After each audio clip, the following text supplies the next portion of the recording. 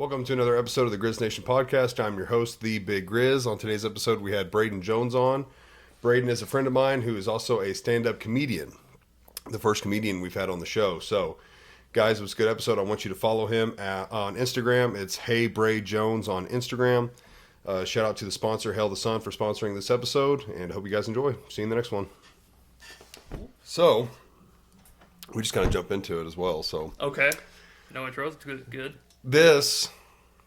So the first thing I wanted to mention was, I think the first time we met was downtown Springfield. Is that right? Yeah. And we didn't say a word to each other. Yeah. So we knew of each other, and I knew like who you were, and I knew you were you. But it was one of those things where we had only ever interacted through like phone or like games or something like that. So me and Creed were downtown. You were on a construction job. I was working. So. It just happened to be downtown going to our office. Yeah. And you and Creed are walking on the sidewalk, and I was like, what the hell's Creed doing up here? Yeah. And then we spoke for a minute, Creed and I did, and I recognized you, but I was like, is that Brayden? I'm not totally sure. I was like, it's almost gotta be. You and I made like really awkward eye contact 3 times. Yeah. Where we both were like, this is that dude. It's gotta be him. But like neither one of us wanted to take the chance to say it. Yeah, because I think we ended up playing Fortnite like that day or later that something, and it was like, was that you? Yeah. Nice. And then that was the first time? That was the first time. Yeah, and then we met like a month or so ago. Yeah. This is the 3rd or 4th time ever. So in person, because we play Fortnite all the time. Yeah. Like at least every other weekend, maybe something like that. If not every weekend or something. Yep. So the main thing you're on for today is the stand-up comedy you're doing. Yeah. How did you get into that? So I did my first open mic, which is basically just like practices. I did the first one of those in college. My fraternity, one of our like formal week events was we were gonna have a bunch of people sign up and do 5 minutes just to see what happens. It was like the only people who ended up doing it were me, my date actually, one of the soccer player from Jury's women's soccer team, and then another fraternity brother, just us 3. I really liked it. It went well. I wanted to continue doing it, but in college I worried about what people thought a lot. So I was like, I could never really like make a go of that. Right. And then I graduated, and I did the adult thing for a couple years, and I was like, I want to do something else. And like that bug was kind of always there. So November 2023, I went to another open mic like a week before Thanksgiving. Just randomly. Yeah, I just had the urge. I'm like, I've always wanted to do it. I'm not busy. So, yeah, I just went there, and I've been doing it for a year and some change now. So the very first one, I mean, were you nervous or anything? Like public speaking, that doesn't freak you out or anything like that? Well, I mean, it doesn't anymore. I was pissing myself on that first one. And I bombed. I got no laughs the entire first 5 minutes, yeah. Oh, how is that? It's the worst thing ever. It's gotta be. Because like there are things in life that are horrible, just like really bad life experiences.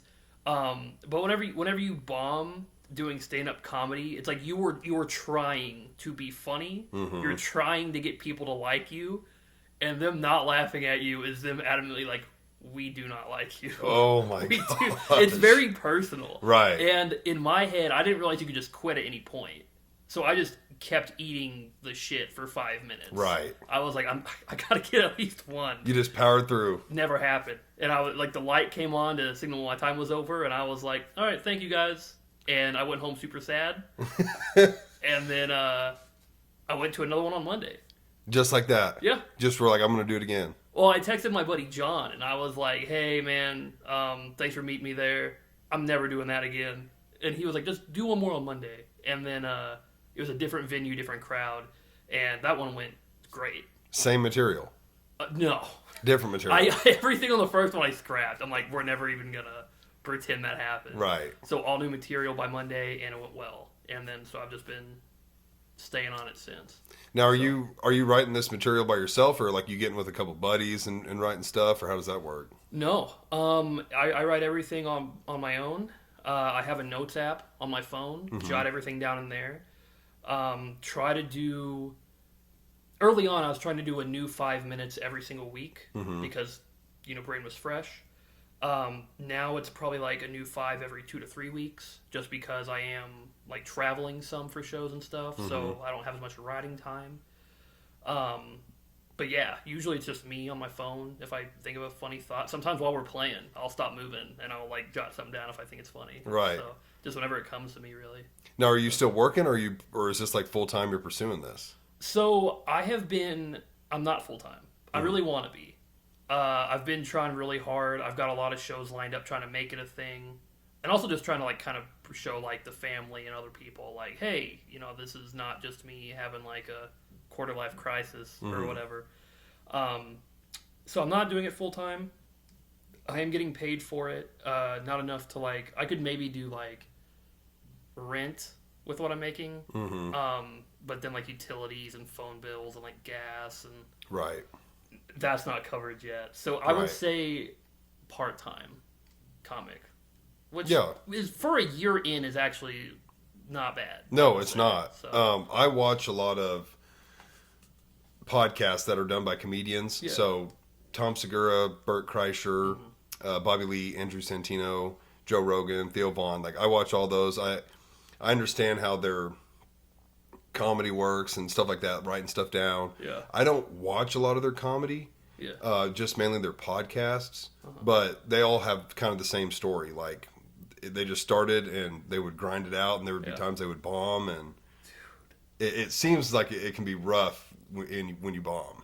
Yeah, well, the bombing, how I always got over, because it's happened, it was more so in the beginning. It happens far less now. It still happens, but it also still happens to everybody. Oh, yeah. Yeah, they talk about that. And luckily, the first couple, nobody I knew was there. But the first time that someone saw me bomb that I knew, it was my old high school science teacher. She surprised me. She saw a Facebook post, and she came to the show that I did in at like a pizza shop. And there was like 12 people in the room, including her. And it was awful. Like if I just bombed that, I'd have been like, whatever, it's 12 people in a pizza shop. Right. But like, I'm a former student. She wants to see what I'm up to, and that's where I am. Did you talk to her after? Kind of. Yeah. I was like, hey, thank you so much for coming, and like, she didn't really say anything. She just kind of like gave me like one of those little like, that was, you tried kind of nods. And I was like, I want to kill myself. I'm like, this is awful. Oh, what's the difference? Like, what's the biggest venue you've played, and what's the smallest? So the biggest I would say is probably there's a room in Columbia, Missouri called the Blue Note, which is where they do a lot of their comedy shows right now because they don't have like a physical location for their club. Stavros is going to be there in April. Okay, I know Stavros. Yeah. Yep. I did that room. I was actually the closer for a show there for one of their local showcases back in December, and I think that room can hold like 300 or something like that, and they had about 100 there. Yeah. Maybe a little over. It's either that or Blue Room in Springfield, which is one of the places I started, and I think that room can hold somewhere a little under 200. So. And do you feel a difference between 100 people versus 12? Like, is there more pressure for either one? Because 12 seems more intimate. Yes. Like, they're right there. You can clearly see everyone you're talking to. But with 100 people, I feel like it would be less intimate, but there's 100 people in there. Yeah, and I always thought bigger crowds would be harder. And no, smaller rooms are way worse. It's because like if they don't vibe with you, you see it on their face, right? And that's so hard to ignore because they're just right there. Yeah, and they're looking at you, and they're not having a good time, right? And it makes you not have a good time. I've also done small rooms that have gone great, and like seeing people enjoy themselves is awesome. Yeah, but 100 people is. I've never bombed in front of a group of 100 people. Every time I've done a bigger show, it's always gone well. So I think in my head, the bigger the audience, the better it'll go. Because it's a bigger safety net of people who are probably going to like what I do. Right. And also, if they don't, it's just one person not enjoying it. But there's 99 others who may be. Right, exactly. So, and you kind of judge those more off volume. Mm-hmm. And typically the volume is pretty good. Yeah, and I figure like out of 100 people, if you can get a quarter of them to start chuckling, that might kind of affect the others to chuckle. And That's exactly what it is. Is in smaller rooms of like 10 people, everyone's very self-conscious. Mm-hmm. They don't want to be the loud laugher. 100, nobody cares. Right. So you're just in a sea of people. Right, exactly. So, yeah. So I think that's why comedy clubs work so well. So what would be the smallest? Like a comedy club? And then there's a theater. That would be above it. Theater would be bigger, yeah. Is there something smaller than the club? Clubs, so like, yeah, below clubs would be just like, like a bar venue. Mm-hmm. The pizza shop I mentioned, which even like only had 12 people. I think it only holds like 25. Right. Absolute smallest I think was I did a hookah bar in Joplin, and I think they, for the show that weekend, they had like 10 people show up. And they weren't even at like a table. There was like a couch in the back, and like half of them were there. And so, yeah, the room felt very empty. Right. So because they were kind of spread out. Oh yeah. Yeah. It was still fun. That one went well, but like, it feels different. Mm-hmm. Yeah. What's your comedy about? Are you kind of jumping around, or do you focus on something specific? Yeah, I jump around. I don't know. There's certain comics who talk about certain things. Mm-hmm. One of my favorite comics is a guy on SNL, Michael Longfellow. He talks a lot about like his parents got divorced, and they've each been married like 3 times and divorced all of them. So he talks a lot about like being a kid of divorce. Right. I don't have like a thing. I just kind of talk about like, I don't know, how much I sucked at sports growing up, or how awkward I can be with women, or I don't know, being an only child, or being the one sober guy in a room full of drunk people on a weekend and what I've seen doing that. Right. So I kind of just pull from everything, really. Wait. You're an only child? I thought you had a brother. No, I don't. You don't? No. Wait a minute. Who's the cousin? Creed's cousin. Creed's... What's her name? Are you talking about Colby? Yes, I thought Colby was your brother. No, Colby's a cousin. So I'm... Okay. No, my mom and Creed's mom have a brother, and Colby is the brother's son. Okay. No, I was thinking you and Colby were brothers. No, that'd be cool, but no. Okay, I thought that this whole time. No, Creed's just a douchebag. Creed. He's just a tool. Oh my gosh. Yeah. What's like a comedian you would look up to, or you've kind of modeled something after? The main one is Shane Gillis. Oh, I love Shane Gillis. I love Shane Gillis, dude. His stuff's pretty funny. Yeah. Have you seen Tires? I have. It's so good. Yeah. I love Tires. They're coming out to season 2. Yep, I heard that. I'm pumped for that. Me too. But no, Shane's a really big one. I think maybe not so much material, but like I feel like I deliver jokes a very similar way. Mm-hmm. So I'll adjust. I'm walking in. Creed's walking in right now. Creed's here now. We just talked about him a second ago. What? I heard you upstairs. What's the shirt? I don't know. It's just some pullover Jessica gave me. Interesting. I thought it was camouflage. It looks floral. I got another one that's too big. You want it? Maybe. It's not this color. It's a darker. I'd wear that. I love the... It was just the first thing I noticed was your shirt. The camo shirt and then like the bright red underneath it. You gotta support the Chiefs. Oh yeah, that's true. It is Chiefs Day. That's right. My bad. Creed, have you seen Tires? No. With Shane Gillis? Oh man, we were just talking You'd about like that. Tires. It's so funny. Tires definitely your type. Is it on The- Netflix, you said? Yeah. Yeah. The part where he's trying to get the owner to guess what ethnicity the driver is of the cars. Yeah. And he's like, dude, it's so easy. He's like, pack of menthols, come on. And there's a few other things he lists, and he looks at the mechanic Yeah. who's about to say the N-word. And he's like, he's going to say it. He's going to say it. No. There's also the bit where like he's like writing not Shane but like the main dude is writing something on the board, and it ends up looking like there's like an Asian guy who's in there to like fix his car, and he looks at the board and it's something like negative about like Asian people, and it's like, dude, It's such a good show. I feel dirty watching that show. I love it. Who have you got to go on tour with? Like anybody big? I feel like you've told me a name before that I recognized. I haven't toured with anybody. I got to open at Blue Room in Springfield for Andrew Dismukes, who is currently on Saturday Night Live. Oh, okay. That was super cool. Mm-hmm. Very nice guy. Very quiet. He kind of kept to himself, but I think a lot of that was just maybe he was like tired from traveling. Yeah. He was super awesome. So was his feature, Sam Wiles. And then I also got to open for Matthew Broussard in Springfield. I don't know if you know.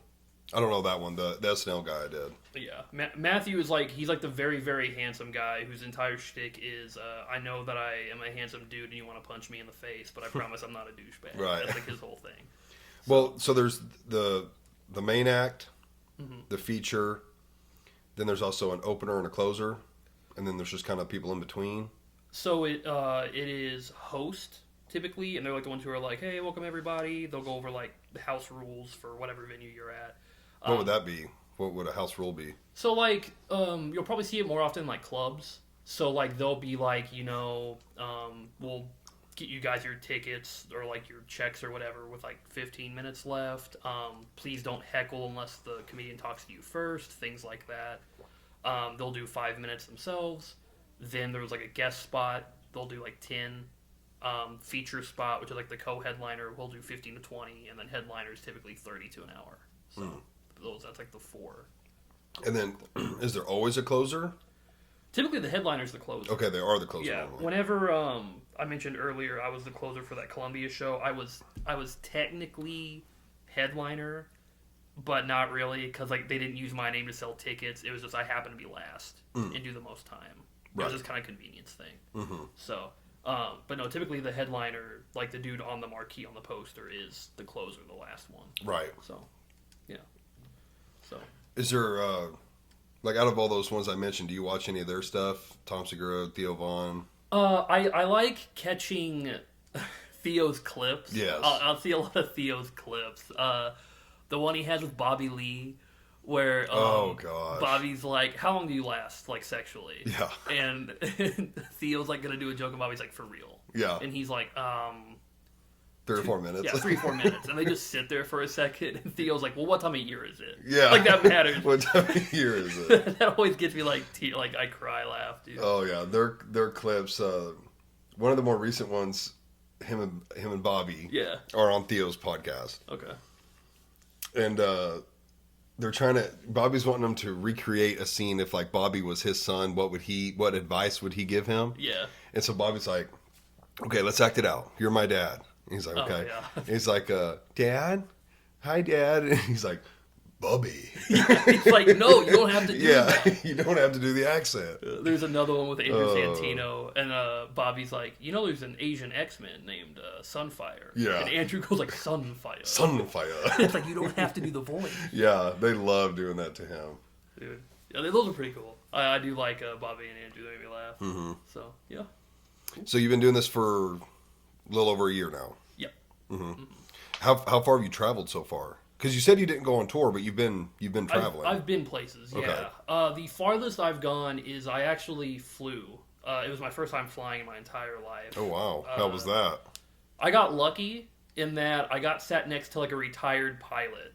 And I was like, I'm scared to death. Can you like walk me through what this looks like? And he just like broke down the entire process. Yeah, you had it real easy then. Yeah. Yeah. And anytime I like looked nervous, he would lean over and be like, hey, like this is fine. So that was super cool. But the farthest I've gone was I flew to New York. So I've done a couple New York shows, and that was super cool. Mm-hmm. Got to do a festival out there. I'll tell this story. This may come back to haunt me one day. I don't know. We'll see. I saw someone from like T.J. Miller's like posse get in a fight. T.J. Miller, who's that? So have you ever seen the original Deadpool with Ryan Reynolds? Yeah. So the guy who runs like the bar. Oh yes, yeah. Yeah. Mm-hmm. So I went to a venue in Brooklyn, and he just dropped in. Him, Ari Shafir. Okay, yeah, I know Ari. And then Joe DeRosa, who's I know that name too. I'm trying to think of the face. So he's another comic, and he actually owns a bar right next door to the venue I was at. Mm-hmm. And I guess Ari and TJ were visiting, or whatever. So I'm at this room. People are going, doing their comedy. And one of the hosts, because they have 3, just randomly goes like, hey, if it's cool with everybody, we have a random drop-in. Ladies and gentlemen, TJ Miller. And he just walks in the room, place goes nuts. I had no idea what to expect. He goes up. He does a joke. I'm not going to tell a joke. He does a joke that people in the room did not like. That's all I'll say about it. So he gets played off by these people. Like that means they start playing the music. They play and music to get you him off stage. Yeah. Mr. Funko Beat was the song, which I thought was hilarious. But anyway, so he like goes off stage and he's pissed off about it. He's like in the back of the room. He's not like outwardly mad, but he's kind of being very like. Anytime someone tries to approach him, he's being sort of dickish. Because getting played off is kind of disrespectful. Yeah, yeah, a little bit. I agreed with the hosts. I thought it was a joke he shouldn't have done, but I was just like, I can't believe this happened. Part of me was like, this isn't real. Like this is like a bit or something. So Ari goes, and this was very funny. Ari goes up after TJ to do some time, and he goes like, "You guys really didn't like that joke." Anyway, tells the exact same joke. That's Ari Shafir. Dude, and like people laughed because they were like, "Dang it, that's really funny." But then he got played off too. Right after. Yeah, because it was the same joke. Right. And so Joe, like, he doesn't storm the stage, but he like goes up there pretty, somewhat heated, and he's like, "Why do you keep playing us off?" And like kind of confronts the hosts, and there's like a whole like tense situation. They are like, "We're gonna go handle this outside. Like, we'll talk." They go outside to talk. The show continues. The room is dead. The vibe is killed because people are like, "This is insane."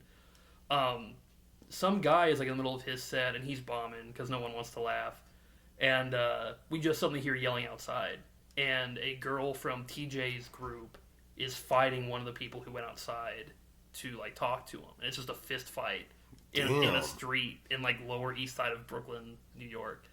And the venue calls the cops, and it gets separated.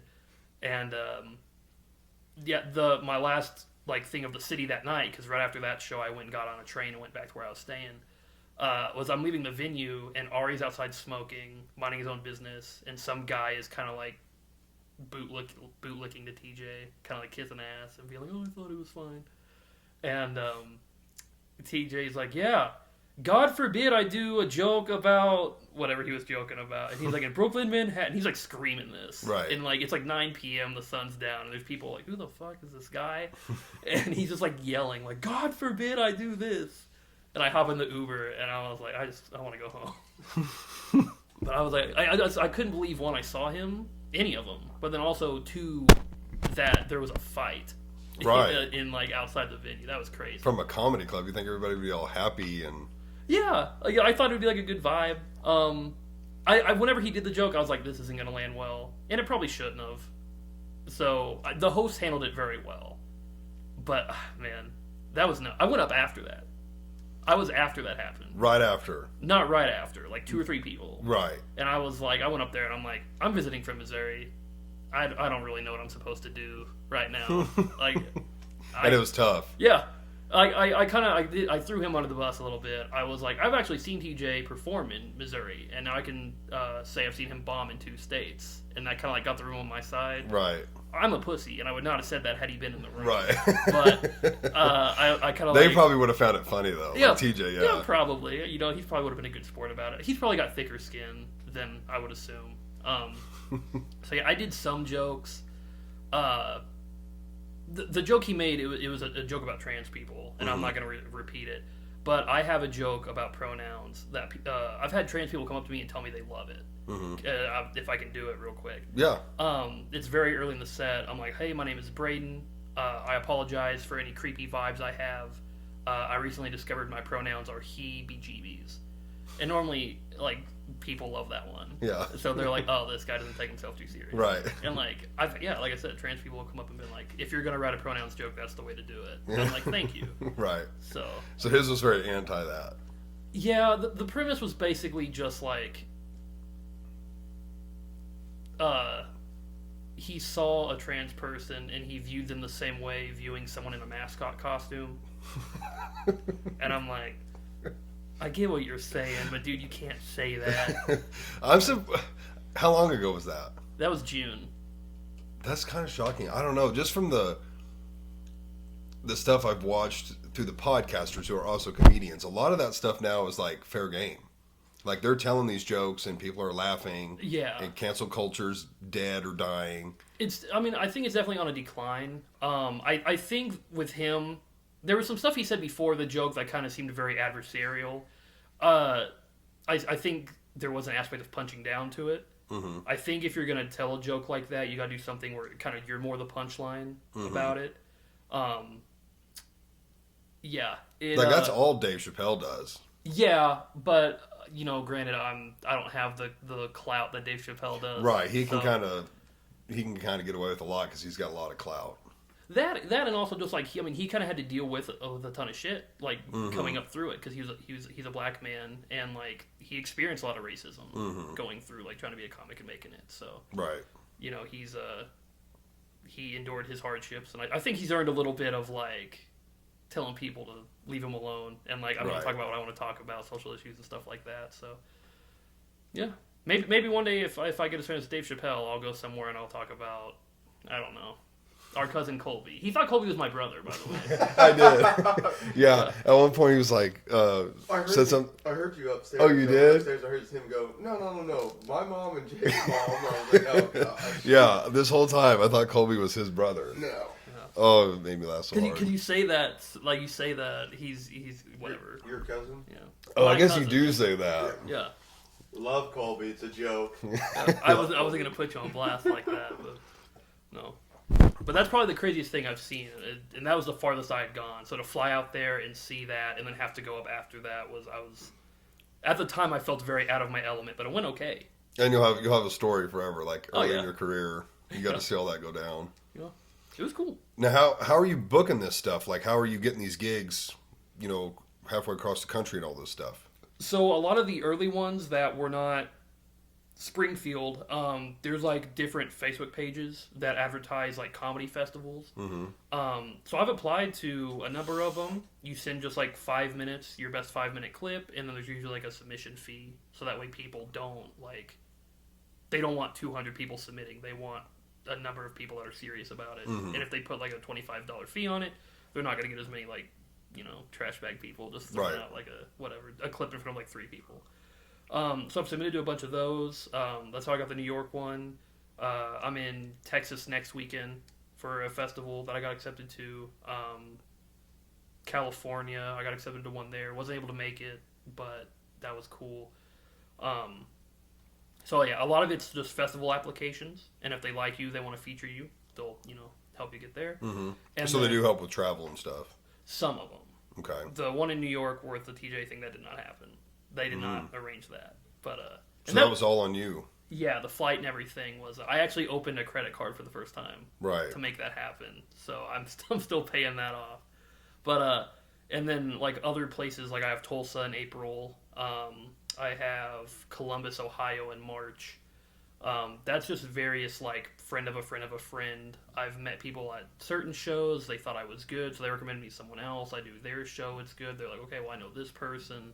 And I'm like, oh, I want to go to like XY state. I haven't been there, and just kind of forming a web of connections with people. Mm-hmm. So, yeah, and if anybody follows a lot of comedians, they all have stories super similar to that. Like the beginning is just a grind, and you're sometimes doing things for free or even paying money to do these things, and with the hopes that it works out, and then you have an awesome career as a stand-up comedian. Ideally. Yeah. I know in New York, a lot of the mics are like, you pay to go up, and also clubs won't feature you unless you like bring X amount of people.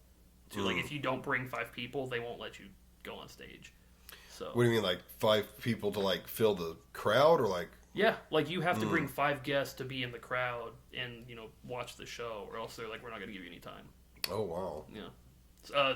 Blue Room actually just started doing that like last week. Where's Blue Room? Is that Springfield? Springfield. It is. Mm-hmm. Wow. So you'd have to like prove that, hey, I've got 5 friends or whatever coming to the show. They'd have to come in with you, and like they'd have to be like, okay, here are your 5, you're good, and then they will like put you up for 5 minutes for 5 people, and then give you like $20. So I don't do that. I haven't been to the Blue Room in months. Because of that? Not because of that. There's some other stuff. I'm not gonna air that on here. Oh, why not? It sounds juicy. It doesn't matter. They're doing their thing. I'm doing mine. I'm not, It's not a me versus Blue Room thing. There's kind of a community issue with it. But anyway, they started doing that. They started doing a lot of other things that people don't really like. So a lot of comics have kind of been focusing more on like road gigs and like trying to like travel. So like a lot of my friends are going to like Arkansas. I've done a couple Arkansas shows. Creed knows I've done an Arkansas show. We're at like Rogers, Fayetteville, or Fayetteville, Bentonville. I'm talking to a guy about one in Jonesboro near Little Rock, or Fort Smith, I mean. I know I keep hearing that. Yeah, it just does that periodically. So yeah, Arkansas. They're going down there. Mark Norman did a drop-in at a club that I performed at like the week before I performed there, and I was so sad about it because I got missed it by a week. Yeah, he's a really funny one. I really like him. Yeah. Well, one of the comics that I know in Springfield, his name's Corbin LeMaster. He is like frequently he will feature for Mark on the road. Like Mark will text him or call him and be like, "Hey, come do a show with me in Arizona or wherever."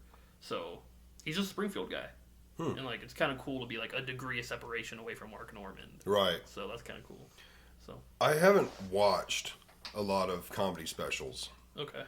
I've never been to a comedy show in person. Okay. I almost went to one.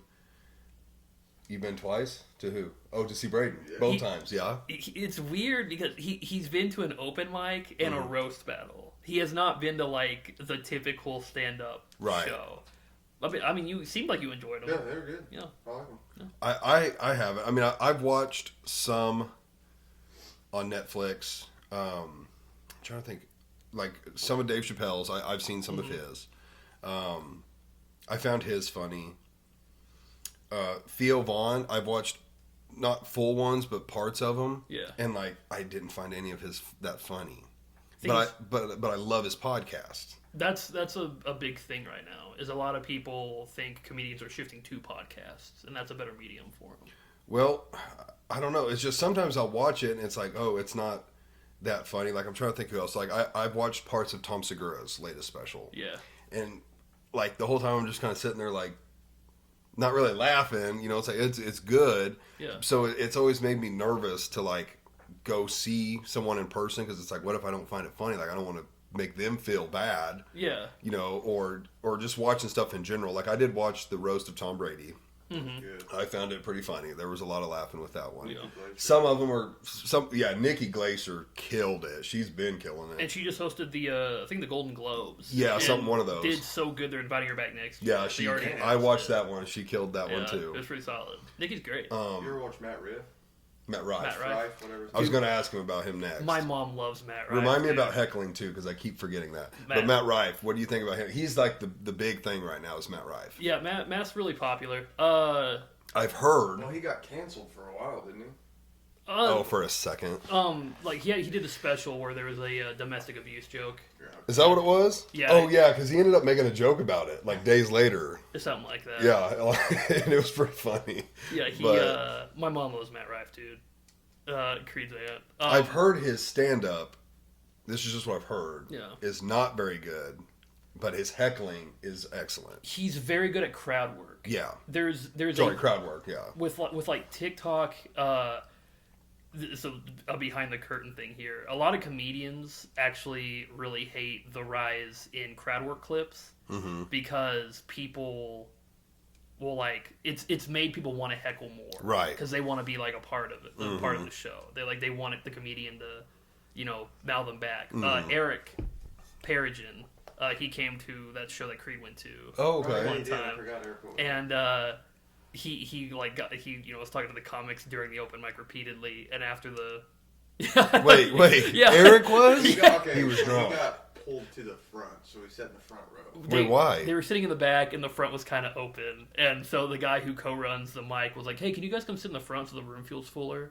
And brought Creed, Eric, JB, and my buddy Tanner to the front. Eric was drunk. Yeah, Yeah. Or he got there by the end. Yeah, for by sure. the end, he was feeling good. Yeah. No way. So Eric was heckling? Yeah, well, like, sometimes they would talk to him first, and he would, like, mouth them back. But, like, it was funny. But afterwards, he was like, it was cool that I was talking to everybody, right? Because I thought that's what you're supposed to do. And it was fine, because, like, they were engaging with him. Right. But you're actually not supposed to do that. But because of, like, Matt Rife, everyone thinks you're supposed to. So Well, there's another guy. Gosh, I'm not going to think of his name at the moment, but I've been seeing him all over Facebook. I find him really funny. Lucas Zelnick. Give me I don't give know. me an idea. He's known for his heckling clips kind of right now. Like a lot of the clips that are on are him engaging with the audience. I'm not going to be able to think of his name. I follow him on Facebook though, but I don't know. He seems to. I don't know if like some of them that's part of the set. Like they do some like stand up routines for a little bit, and then it's like, okay, now I'm going to start doing the crowd work, and they want the crowd to engage him. But a lot of his clips, that's what he's doing. Like he's wanting them to engage with him. There is a comic, a redheaded guy. His name's Steven Hofstetter, and he will do that at his shows. Is he'll do his 30 minutes of like the jokes he pre-prepared, and then at the end he'll be like, okay, if you guys like want to like, I don't know, yell a topic or whatever, and then he'll like kind of go back and forth with people, and he'll chop that up into clips, right? And he'll upload those, so that it seems kind of more like organic, I guess. So some comedians do that.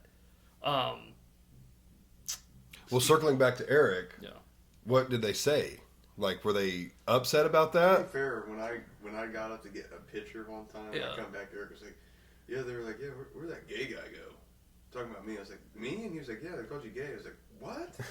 Yeah, they attacked Creed. Well, to be fair, I also kind of like mess with them too. Right. I made a joke about Creed, something with like your grades or whatever back in school, and But like, most of them were gay jokes to me.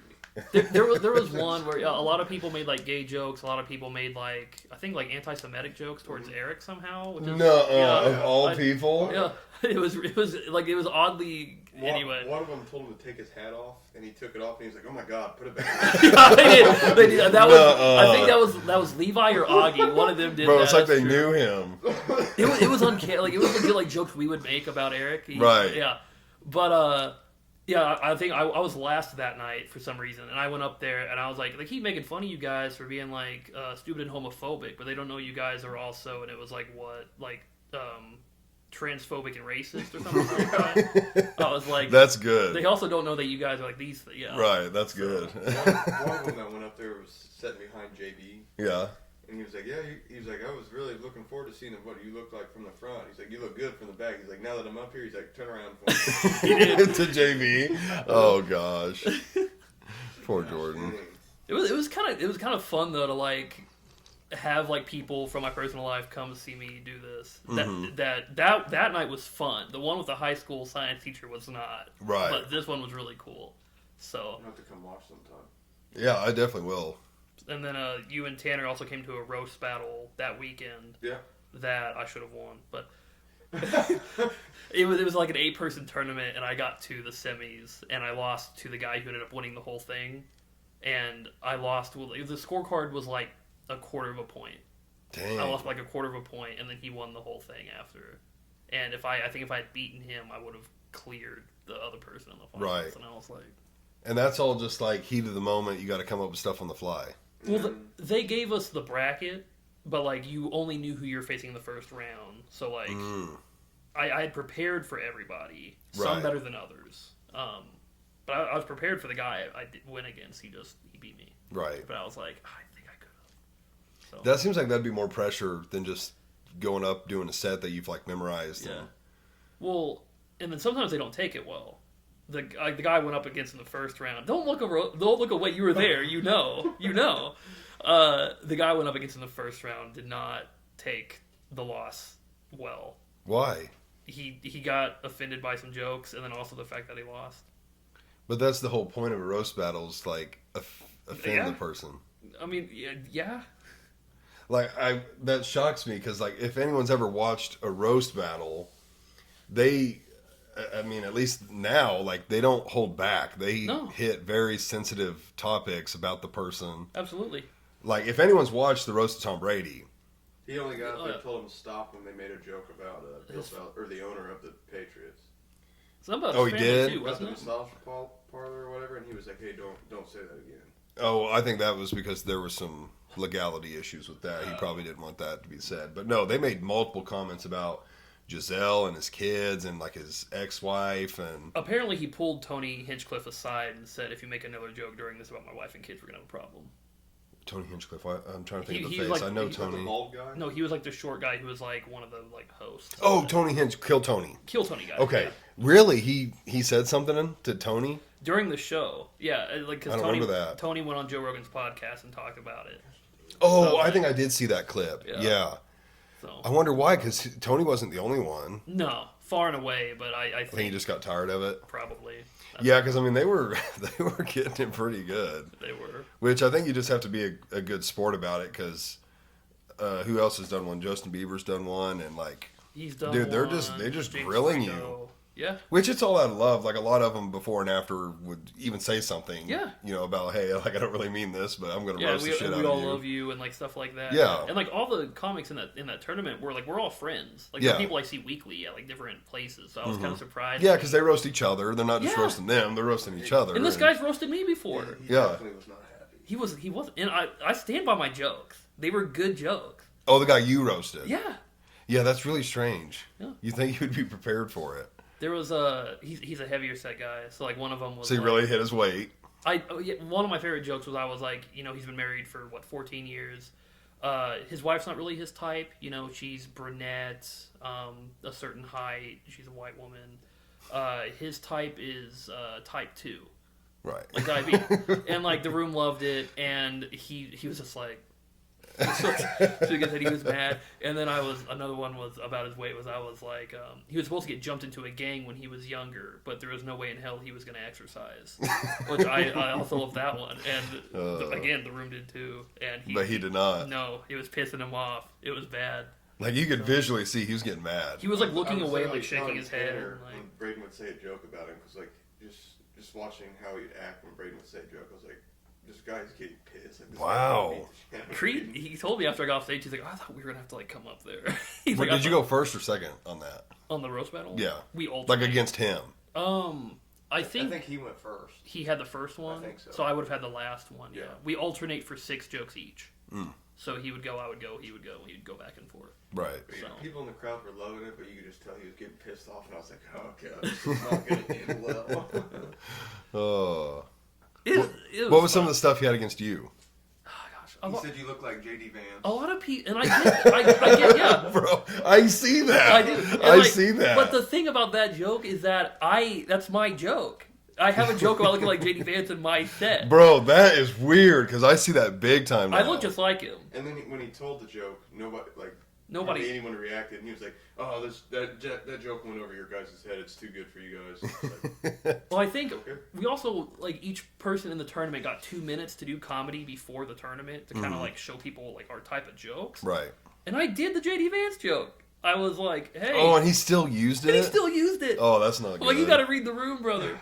I like him a lot. Dude, that's why I haven't said his names. I don't want to start anything because I do like the guy a lot. But I was like, brother, that's my thing. And it was basically all just like I look like JD Vance. My eyebrows are thick. It was just kind of like stuff about how I look. Right. Like he's like something like you look like every Midwestern white guy, and I'm like, yeah, I do.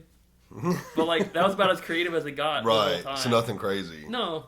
And I think I have a list of like mine. Like I did the weight stuff, but then The I type 2 is really good. I like that. I did type 2. Dang, I can't do this joke without saying his name. Okay. All love. You gonna say his name? I'm going to say his name because this is my favorite joke that I did. His name's Tyrone. Black guy. He is. Yes. I was like, if you rearrange the letters in Tyrone, it spells try one, which is the advice friends give him about a gym membership. Bro, that's good. Which I love that joke. Yeah. No, that was super cool. That is good. Yeah. There was a lot of fun ones on here. Wow, that's creative. Well, wasn't there one about a vampire? I know what you... Oh, yeah. He's a big fan of Dracula. He also wanted to be a bloodsucker, but then he learned blood sugar isn't candy. So... I think my favorite was against Paul. Paul's like a balding guy, and he has like a beard. He looks like Walter White from Breaking Bad. And I said, doesn't Paul look like he cooks meth while watching someone bang his wife? And I love that one. People like that one a lot. Yeah, I think I think the exercise one. No, the try one is probably my favorite. That's really that's I like really that clever. one a lot. There were some people I really wanted to go against. I didn't get to. I was really bummed out. I had some good ones for Jessie Ann. I was really bummed I didn't get to go against Jessie Ann. She was the other finalist that Levi beat to win the whole thing. Oh, okay. I was like, oh man, I had some. I was like winding up. But So what do you post? You have just your Facebook page? Because I was looking earlier. I was like, I need to make sure I have like if you have like a content page or something. Are you just posting all this to your regular Facebook and all that? so sorry, I thought I had a burp coming. I actually don't post clips right now. Mm-hmm. Because like I'm still just over a year in. Oh, Like, okay. I thought I saw something. Maybe it was on Instagram. Was that not a clip? Just a picture, maybe? I post like pictures from like Okay. shows on my Insta. Okay. I try not to post on Facebook unless I'm like, hey, I'm gonna be local in this area because like I came home for Thanksgiving and Christmas and aunts and uncles that talk to me once a year were like, hey, I see you're doing comedy now. Do you wanna like I would love to come see your stuff. And Mm-hmm. I'm like, are you sure? Because I talk about like pegging, like Pegging. I do have a pegging bit. I'm like, and if that's what you want to hear me talk about, cool. That's like funny. like adults that like I don't know, Creed would know him because it's on our side of the family, but very like wholesome, like conservative, like churchy Christian home style value people. So they might not find the pegging very funny. That they probably wouldn't enjoy 90% of it. Mm-hmm. I talk about some weird shit for sure. Yeah, but it's mainly Instagram is what I post stuff to right now. So I do want to eventually do clips, but I don't want to like burn material by posting Exactly. it to social media, and then people come and they're like, "Well, I've seen you do that joke before." Right. So I've also wondered if that's why a lot of, like, especially Matt Rife and that other guy that I can't think of his name. that's a large part of why they do crowd work. Right, Just so because they can- they post so many clips, but they're not posting clips of their routine. They're just posting clips of the heckling, which Right. is always going to be different. You're Yeah. going to have a different reaction every time. You can promote yourself without burning the jokes that you picked. Exactly. That's So exactly what it is. yeah, so it seems like the crowd work, can really work in your favor. Yeah. To have unlimited clips. Yeah. Because I mean that's how I first discovered Matt Rife, because I discovered him before he was big. Like I had known about him, watched his clips, and then I would hear people like, oh yeah, we're gonna go see him, like little bitty places. Yeah. And then next thing you know, like months later, it was like, oh no, he's selling out like theaters or Get Netflix specials. And, yeah. And Yeah. it was like, wow, like I just remember seeing him and like he was kind of a nobody for a little bit. And, Well, he's also been in it for a long time. I think he started at like 16. oh wow. And he was like an opener for Ralphie May, if you remember Ralphie May. He's like the really heavy set guy. Yeah. Yeah. That was like a mentor of his. So he's been doing it a long time. Now he also canceled his tour, took like a few dates off or something. Matt Rife did. Remember, because he struggles with like sleep and stuff and anxiety. Yes. And I guess it finally caught up to him. He took like 3 or 4 spots off. Yeah, I know. I mean, he went on. Was it Rogan again? I don't watch. How do I see so many Rogan clips? I don't watch his podcast. See, I watch his, but I also see a lot of clips. I don't know why I know so many of his clips. I think they just come up on like TikTok, which like rest in peace. That's going away tomorrow. But we'll I don't see. know. We'll see. I've what happens. already seen something where they're proposing to I thought put it it off. Today it was supposed to No, it's the I think 19th. tomorrow. Is it the 19th? Mr. Wonderful from Shark Tank is like, I'll buy it for $20 billion. I'll save it. So Mr. Beast is like, I'll buy it. Yeah, Mr. B said it too. So we'll see what happens. I don't know. But yeah, I saw one clip where he talked about being up straight for like 9 days. Yeah. And I'm like, that's crazy. Yeah, I don't know how you could do that. Like, that's insane to me. No, I have no idea. But I didn't know he took dates off. But I mean, I definitely have heard of comics taking dates off. There was one comic who, his name's Troy Bond, very funny dude. He had to take off his Springfield date because he gets like stress induced seizures, and he got one. Interesting. Yeah, so he had to cancel the dates in our town. Mm-hmm. So, and that was kind of a bummer because we were all really excited for Troy. Right. So, no, Matt Rife, big fan. Barbara Jones loves him. Barbara Jones, who's that? My mom. Oh, okay. My mom. Barbara Jones. No, sorry, it's Creed's aunt. Or Colby's aunt. Colby's aunt. Colby's Colby's aunt for aunt. sure. Yeah. Right. What'd you say, Creed? I said Colby Band. Oh, okay. We agree, That's something we agree. else. Well, that's very cool. You're the first comedian that's been on the podcast. Awesome. You can always say that You- when I get big and you get big. Hey, Be like, we were here. We were here. Started from the bottom. Yep. I mean, I would assume you would know her. At least you know of her. Katie Still from Pier City. Yeah. Still's little sister. Yeah. She also does stand up. Oh, really? I feel like I knew that. Like maybe Maddie told me something, or I saw it on Facebook, or something like that. A funny story about Katie also doing stand up is my first ever open mic that we talked about before Creed got here that I bombed at. She was the comedian. It happened. She was a comedian after me on the lineup. So I bomb, and it's horrible. And for some reason, I stay. I don't just dip. I stay to, like, see what the rest of the people do. And she goes up there, and she's like, hey, give it up for the comedy virgin, everybody. It kind of, like, took the piss out of me bombing, and, like, people laughed at that. But I was like, okay, that's funny. I'm like, that's fair. But, like, it was, I don't know, it was cool to, like, meet her and be like, oh, you're from Pier City. I'm from Purdy, small world. Right. And then, you didn't know her before? No. No, that's how we met. And then, so we met that day, and then I go up and, you know, I shit the bed. And then, I don't think I spoke to her for, like, weeks after that. Because I was, like, too embarrassed. Right. Because I'm like, you know people I know, and I can't let this get back to them. So if I just pretend that we never spoke, it just goes away. Well, the bombing thing, we were talking about that at the beginning. I don't know if I could ever overcome that. Yeah, Like, I hate public speaking, but to get up in front of people and then bomb, I'd be like, I ain't never coming back. Dude, it's so tough. When you do really, really well, that earnestly does make it worth it. And whenever you get to a certain point, I do genuinely think that is what happens more often. Like, I would say, I think the only show I've ever bombed at was that pizza one I told you about with my old high school teacher. Which Tanner was also at. That was fun. So Tanner can attest to how bad. Wait, what did Tanner like? He wasn't laughing either. He was giving very. I would check him during the show, and he was giving very polite smiles. I was gonna say Tanner's very polite, so if it's not funny, he will laugh. It was a very awkward car ride home because he drove me to. But then he came to the one that Creed and JB and all them were at, and like he was laughing and he was having a great time. He went to the roast battle. He was laughing, having a great time. Right. So he's seen me do well as well. But there was a long time where he only knew me from that one show, and I was like, this sucks. Because he just assumes I suck, and every time he sees me post about it, he's like, "This guy's a fraud." He's just a fraud. I'm like, "No, I can be decent. I promise." So, I don't. Would this put you on the spot if I had you do a roast against Creed?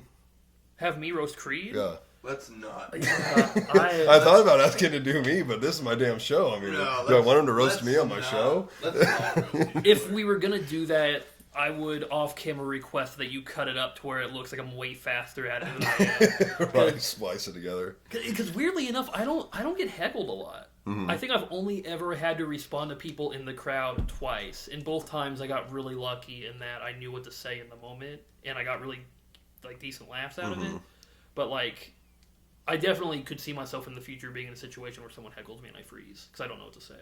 Oh, and that's got to be real bad for the comedian. Yeah, I've luckily never experienced it. I have seen friends. One of them did it to themselves. They were testing a bit, and they were not prepared to heckle back. But I've seen some friends of mine who have been in that situation and not know what to say, and it kind of it doesn't tank it, but it derails the momentum pretty bad. And then people are like, don't know if I want to like stay into this or whatever. Right. I remember. Well, what? I was going to say, my favorite crowd work moment was I was doing a joke about R. Kelly. Very, very topical in 2024, I know. But I was doing a joke, and someone from like the back of the room was like, he's innocent. And I was like, R. Kelly's innocent. And he's like, yes. And I'm like, he has a song called It Seems Like You're Ready, which is a weird thing for a pedophile to be singing about. And that got the room on my side, and they were like, this guy, he's funny. So then that guy shut up. So, and then there was another girl at like an open mic one time, and she interrupted everybody. And I introduced myself. I'm like, my name's Brayden. What's your name? And I think it was something like, I don't know, Ashley or Rebecca. Like you just right off the bat got to her. Yeah, it was some like really basic name. And I was like, okay, would you say that we know each other now that we've introduced? And she's like, yeah. And I'm like, okay, Rebecca, you are the worst person that I've ever known. So the room was like, yeah, like shut her up. So that was cool. That was what I was about to ask, is what prompted those people to engage with you. So you technically engaged with her. Yeah, I engaged with her because I put an end to it. Yeah, I was like 7th, and she had talked over everybody. And like the girl who was hosting that night, her name was Haley. she had gotten like so sick of it because she would come up between everybody and like be like, "Hey, so and so's coming to the stage next," and she was just like, "I can't do this. Here's Brayden Jones." Like she was just like mad at this girl who kept interrupting people, and rightfully so because Rebecca or whatever this lady's name was being obnoxious. But that girl came up to me after the show, the one who I talked to, and she was like, "Hey, thank you for engaging with me and not being mad about it." And I'm like, "It's fine.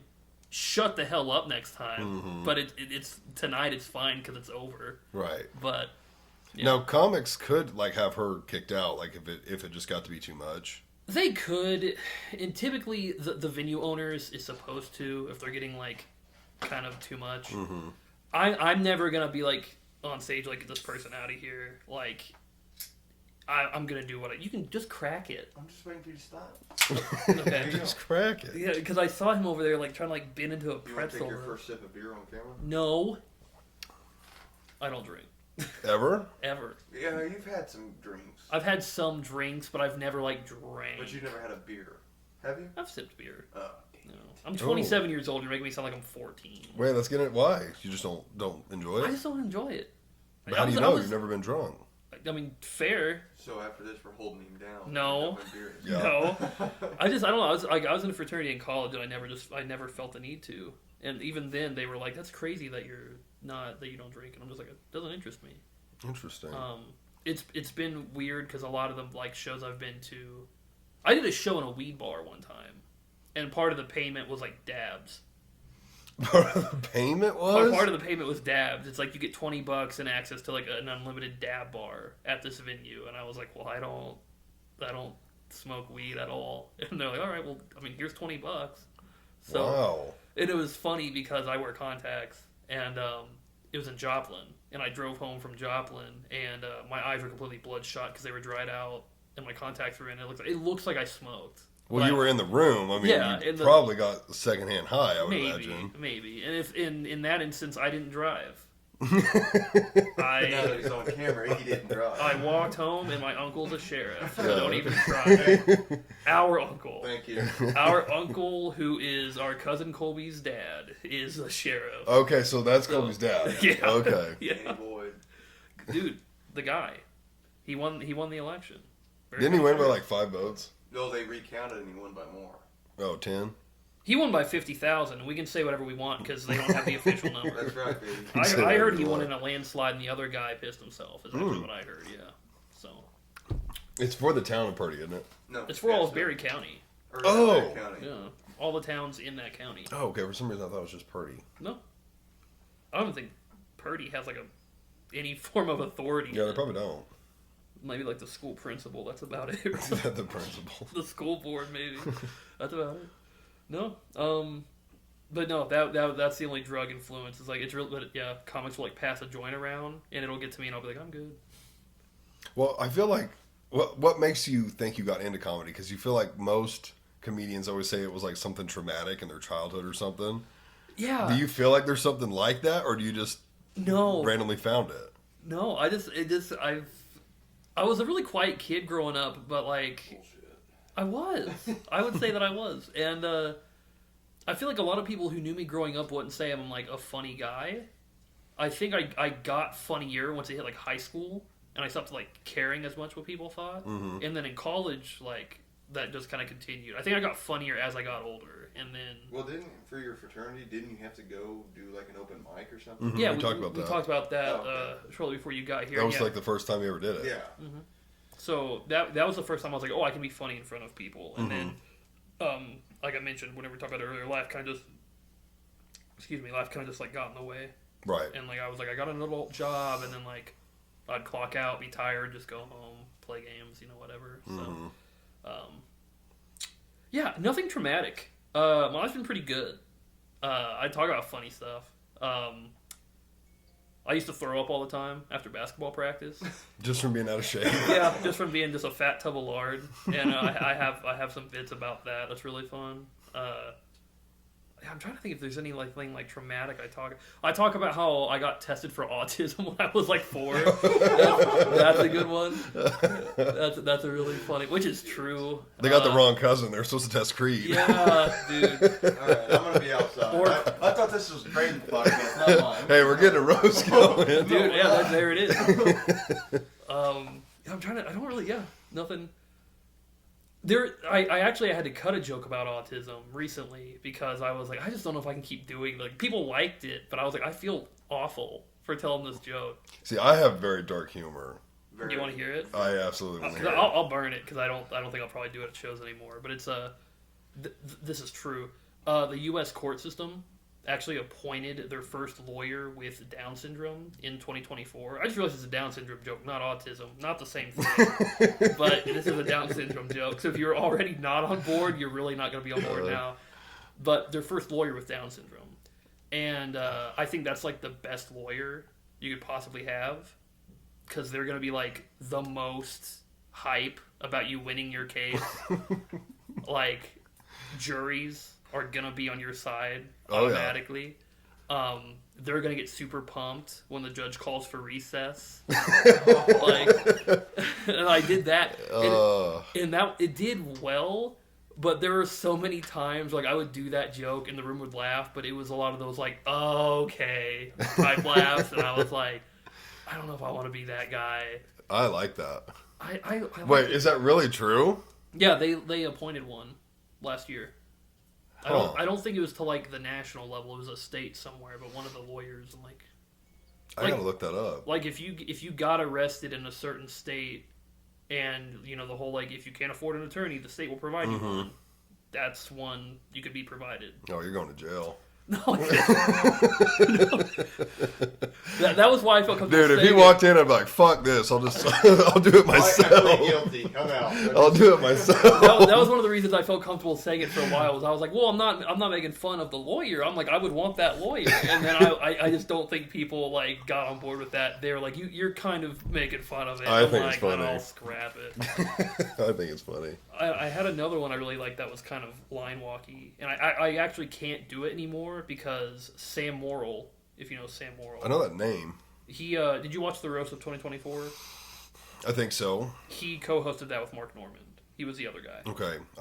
I'm trying to think of his face. I know him. I just can't think of his face.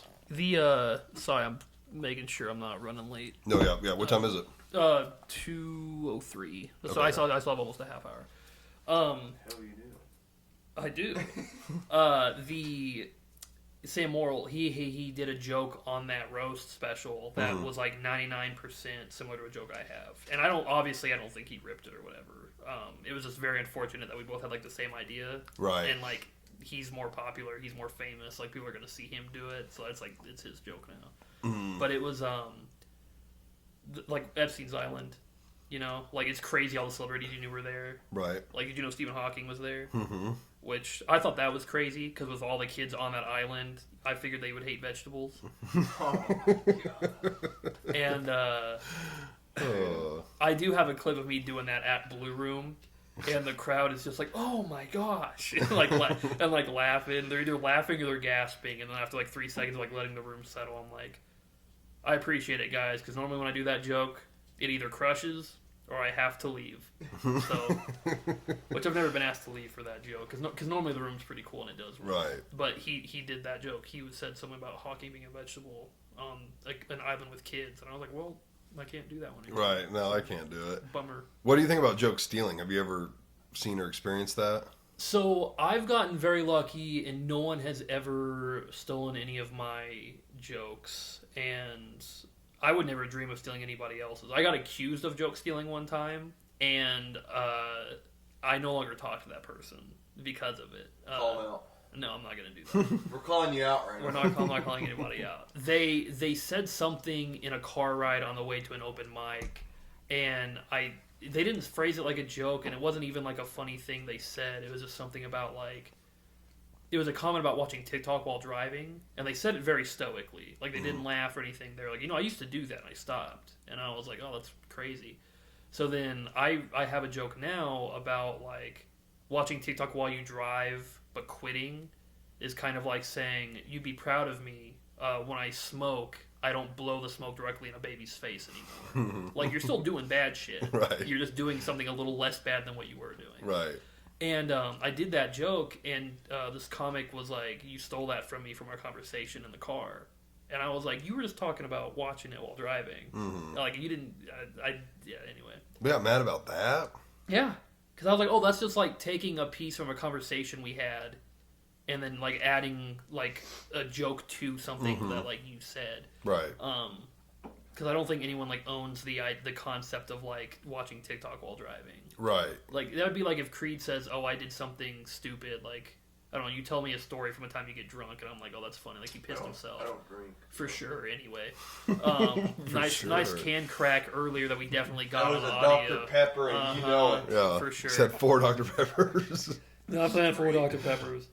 That would be like if you did something stupid, and then, like, I was like, oh, here's that story, and then a punchline on top of it. Like, I don't feel like that would be joke stealing, because, one, you're not a comic, but also, two, like, you told me that, and I would be adding layers to what happened. So it would basically be an untrue story at that point, if that makes sense. So the person that accused you of doing this, what'd you tell them? Did they confront you and say, hey, you stole that from me? They were like, I was running a bit by you, and you took that and made your own bit out of it. And I'm like, that definitely doesn't sound like they were running a bit by you. No. It was just a conversation. Yeah, that, or like if you were telling me, if I don't know, like if Sam, if I told you something about my day, and you were like, I don't know, like an awkward interaction I had, and you used the idea of an awkward interaction to make a completely different story, that's basically what happened. Right. Because the punchline is more so about the smoking with kids than it is the TikTok in the car. Like, Right. I could swap the TikTok in a car bit with any bad habit and tell the same joke. And, like, I can do that and it would be no problem. But she told me that story, and she's like, you're using this bit that I ran by you. And I was like... Now we know it's a she. It is a she. What's her As name? soon as I said she, I'm like, I caught it. What's her name? no. Witch! Which honestly, like, I probably could have been a better sport about it and just not said the TikTok bit. I could just use like a different scenario. But then I was like kind of mad because I'm like, comics like the code is like you don't steal no matter what. And to accuse me of it, knowing that like you weren't running a bit by me, you were just like having conversation. I don't know. I feel like a lot of comics just get inspired by talks they have with their friends and like, ooh, that could be something funny I could build off of. Right. And that's all I was trying to do. And if like she had told me it was a joke, I would never have used it in any way. Right. But she waited until after I had done it in front of people and it worked, and then was like, that was not cool of you to do. And Yeah, I was because to like, her, she's like, I could have used that. yeah. But like she also, when we were in the car, like I said, she didn't make any attempt to say, hey, this is a joke I'm doing. Right. So I was like, you know, I apologize. I was like, if that was your intent, I didn't mean to do it. And if you want me to not use it, I won't. And she was like, well, clearly your definition of stealing is better or is different from mine. So do whatever you think is best. And I was like, that answer kind of sucks. So I'm going to keep doing it. So, because, yeah, I don't think that's stealing. No, I definitely wouldn't think that's stealing. I mean, it was just a conversation. Yeah. Like you said, like, yeah, I feel like that's a lot of times how you hear a story or something where you can put a twist on it. It's like, ooh, I could make something out of that. Yeah. And again, it's not like, hey, here's a joke I'm trying, let me run it by you, and then you do that same joke. Yeah. It's nothing like that. No, and like the comedians who have like podcasts, like all the famous guys, a lot of their bits that they do with each other is just them cutting up with their friends. Like, and then they will take those jokes and like do them on stage. Yeah. So like I figured that's just her and I cutting up, and I'm like, oh, that could be something to do. So I didn't mean it maliciously. Right. But then like how they came to me about it, kind of I was like, I could be cool, and just like completely get rid of it. But you made me mad, and I think it's funny. So I'm going to keep doing it. Right. So. Yeah, and I would have too. Because ultimately, it is now my joke. Right. Yeah. Because might as well run with it. Yeah. So that's the one time I got involved with that. No one's ever stolen mine, which, you know, I appreciate. I don't think anyone in our scene's ever really stolen from each other. There have been very similar premises. Just crack it. Oh, he's handing it to... There's no more coffee. I mean, what's better than beer and coffee? Sorry, I didn't mean it. I was trying not to. No, you're good. I don't like telling that story. Just right by. Well, the mic's here, not the phone. Oh, yeah, you will just cut on the audio. Yeah, so actually you cracking them over there is more quiet than me cracking it here. Yeah. But normally people kind of respect the code. They're like, if the premises are similar, they'll either be like, it's probably just parallel thinking, and they'll assume, like, no bad intent. Or if they're like, it's a little too close, they'll approach the comic respectfully. Mm-hmm. So it doesn't happen very often. Right. Yeah. I know I've heard comedians talk about the bad one. I think it was, this would have been like late 90s, early 2000s. I can't even remember the guy's name, but I think Bobby Lee was involved in it. Okay. Bobby Lee was accused of joke stealing from a guy that actually did the stealing. It was something like that. Yeah, Interesting. Rogan's talked about it. Bobby Lee's talked about it. It was a big deal, probably like late 90s, early 2000s, probably mid or late 90s. That's crazy. I want to say the guy's last name was Mencia. Carlos? Maybe. Carlos Mencia has been accused of joke stealing a lot. Okay, that's him. A lot. And I think he stole stuff from Bobby. Okay. And Bobby wouldn't say anything about it. This is if I'm remembering the story correctly. I've got some. And I think other people ended up standing up for Bobby. Yeah. And it really hurt his career back then. But that was so long ago. I mean, I don't know it that well. I don't even think I know any of his stuff. But yeah, well, Carlos, like in the I think late 2000s, it kind of all came out at once that he was like a joke stealer. Mm-hmm. Like South Park did a whole like parody, like making fun of the fact that he steals jokes. Yeah, I think he's been known for that for a long time. Who that is. Carlos Mencia. He had a show on Comedy Central. He was I can't think of his face, but I know the name because of that. Does the dude that does on Netflix that show, I Think You Should Leave? Yeah, he Tim do Robinson. stand-up comedy or anything like that? I don't know if he does stand-up. Have you seen that? Wait, I think you should leave. Is that It's a sketch show. Yes, the guy's name is he the one that does the drive-throughs? Yes. Yes. 55 burgers, 55 shakes, 55 fries. Yeah. Wait, I'm doing something. No, stop. You don't know if he does stand-up comedy? I think he's more of an improv and sketch guy. Yeah, I think so. Because he was on SNL for a season, and before that he wrote for him. You showed me a couple of clips of his on Netflix 2 years ago, a year Something ago. like that. I watched them all. Dude, he is funny. Oh my god. He's got that one. He's got the one where his boss is what's he call him? Where he's like, yeah, we were banging your mom. He's like, wait a damn minute. Oh. And he calls his dad. He's like, Dad, I got good news and I got bad news. Yeah, that's right. Good news is mom's alive. Bad news, she's banging my boss. And he's got a name for him. Have you seen the Zipline one? He's on like a dating show. Yes, all he wants to do is the zip chick's line. Like, you're here just for the zip line. He's like, and then it cuts back to him driving the zip line. And he's like, the zip line worker, he's like, he's just too rough on the ropes. He's like, shut up. Yeah, shut up. My favorite one is the one where he goes on the ghost tour, and it's like the late night one, so it's like Yes. the one, and they're like, and we can say whatever the hell we want. Yeah. And everyone like gets quiet, and he's like, jizz. Yeah. And they're like, Is that the word? He's like, I don't mean to piss anybody off. yeah, the tour guide pulls him aside and yells at him, and he's like, does anybody have any questions? And you see him kind of go like, and the tour guide's like, yeah. And he like puts his hand on, he's like, I'm not trying to ruin anybody's day. I don't want anybody's job to get harder. And then he asks some question about like ghost cum shots or whatever. And the guy's like, "You're out of here, get him." You're out of here. And like the skit ends with like he calls his mom and she's like, "Did you make any new friends?" And he's like, "I don't think so." His are good, Dude, but he's so so is funny. Shane's skits, like the one with the airplane.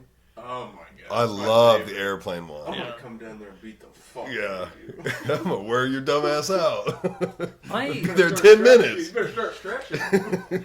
my favorite Shane skit is one whenever he hosted Saturday Night Live, and it was. Have you seen that one? yeah. The Emu Limu sketch that he did. Oh, I thought you were talking about his opening monologue. No, there was that, but he did one that was a pre-tape, and he was. Have you ever seen the Liberty Mutual, like the Yes. Emu Limu and Doug? Yes. So he's Doug, and they had like a puppet emu that someone was like controlling, and it's them going to like a guy's apartment to like save him insurance or whatever, and the emu kills the guy that they go to like help. He like shoots him.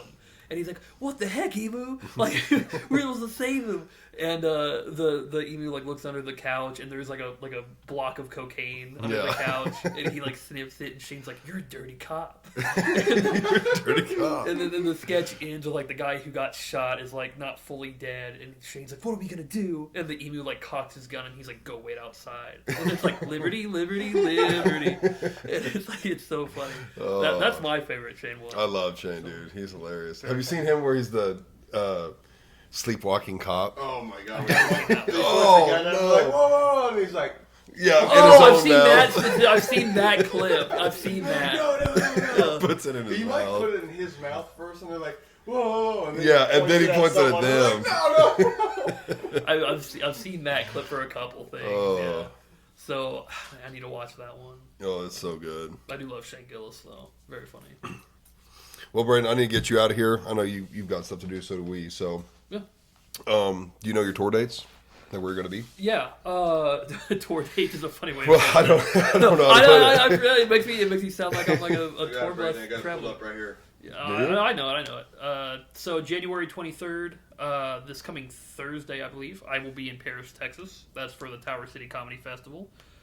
Next day, 24th, still in Paris, Tower City Comedy Festival. Date after that is February 7th. I will be in Joplin, Missouri at the Royale Cinema Lounge for a comedy production group called Show Bites. Damn, look at that. Okay, hit me. I jinxed him. Is it the March 1st? Yes. So that is Comedy at the Cabin. That's in Kansas City, Missouri. March 14th is Beefy Stool Comedy in Joplin. I will be part of a roast battle again. March 26th, 7th, 1st. I thought you were going like up on the date. March 21st, that is Columbus. No, it's not Columbus. St. Louis. The Crack. Oh, the Crack Fox. Professional. Professional. The Crack Fox on March 21st. Then March 26th, that is the Attic Comedy Club in Columbus, Ohio. And then on April 5th, I will be doing the Riff Comedy Show in Tulsa, Oklahoma. So that's what, 8, 9? Something like that? Can you count how many that is? Let me pull back up. Son of a... Come on, Jamie. And Creed's my assistant. That's 8.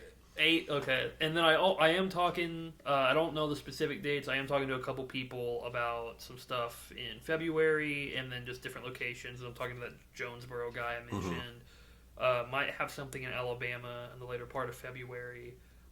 So as I get those ironed out and updated, I'll make updates on Instagram or Facebook or whatever. Okay, and where can people follow you?